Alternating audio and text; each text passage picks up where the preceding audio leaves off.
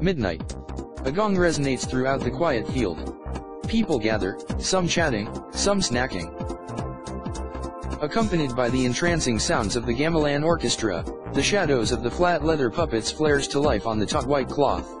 Wayang Kulit has a long history, originating in India to what we know today in Malaysia and Indonesia as Wayang Kulit. One show typically lasts for about 8 hours, starting late at night till the wee hours of the morning.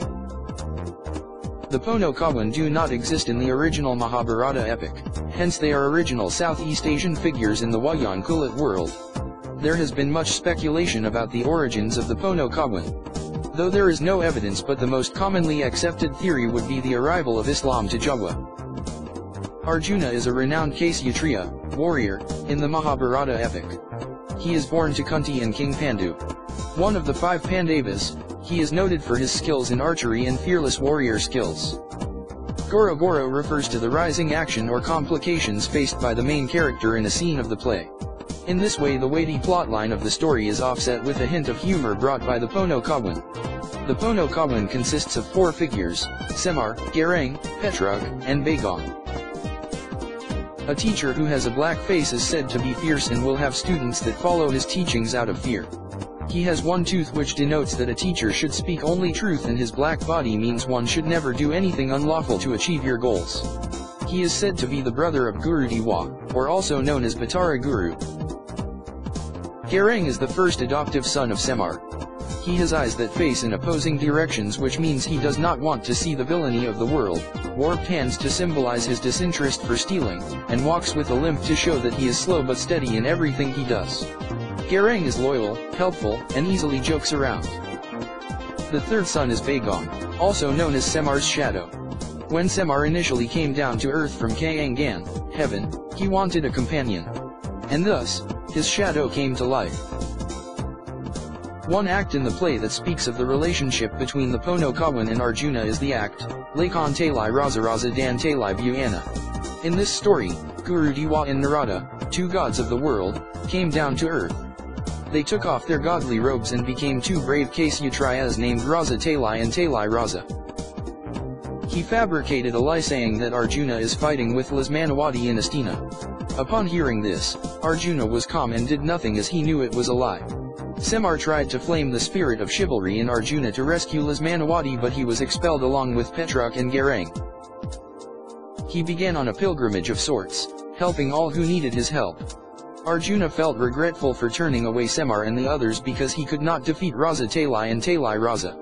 Eventually though, Talai Buyana, who changed back to Semar, defeated Raza Talai and Talai Raza when they changed back to Guru Dewa and Narada. On the night of the full moon, the false Guru Dewa and Narada was defeated by Semar, turning back to Garang and Petrug. Semar Minto Bagus. Another act in the Javanese rendition of the Mahabharata epic is Semar Minto Bagus, loosely translated as Semar is good, displays the inherent wisdom of Semar. In this act, Semar leaves Amarta as he felt that he was put down and humiliated by Arjuna, as Arjuna shamed him by spitting while visiting Semar. To avenge his dignity, Semar wanted to prove that he is in fact more powerful than any Kshatriya. Abhisaya got worried as he knows Amarta will fall to ruins without Semar. Therefore, he tried his best to discourage Semar, but all he did was in vain. Thus with a heavy heart, Guru Dewa restored Semar's power was restored, but it was only temporary. Semar transformed himself into a handsome and able warrior, calling himself Bamban Diwalelana. Bagong, his son, became another warrior called Bamban Lankara. The moment the original Sri Krishna knew about this, he commands the Pandava to take back the Jamat Kali Masada. The Pandava set off to ask for the Jamat Kali Masada from Bamban Diwalelana. Upon hearing this request, Bamban Diwalelana changed back to Semar and gives back the Jamat Kali Masada. Young Arjuna with his faithful Pono Kawan, Semar, Garang, and Petruk tries to find Irawadi, though it is of their own will and not due to the contest to find Irawadi held by Prabhu Salya, Dewey Irawadi's father. She cursed Arjuna to suffer for what he did. Arjuna immediately began to feel very hungry and thirsty. No matter what Arjuna ate or drank, his appetite will never be satisfied nor his thirst quenched. To perform their magic, Semar, Garang and Petruk requested for Nasai Tumpan and some assorted kuih. After the performance, Semar returned bringing blessings, Nasai Tumpan and various coup which he pounded together on the pretext that it was easier to carry this way. He presented it to Arjuna, who, hungry as a horse, opened the package of blessings. Semar then gave 3 explanations why he did that. First, was about his wrongdoing in feeding Arjuna such.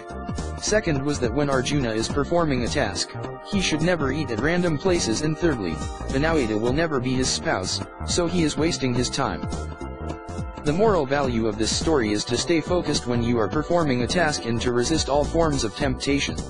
The art of Wayang Kulit never fails to keep the viewer spellbound. Each puppet is believed to have its own spirit and are stored according to their rank in a chest once the Wayang Kulit performance is over.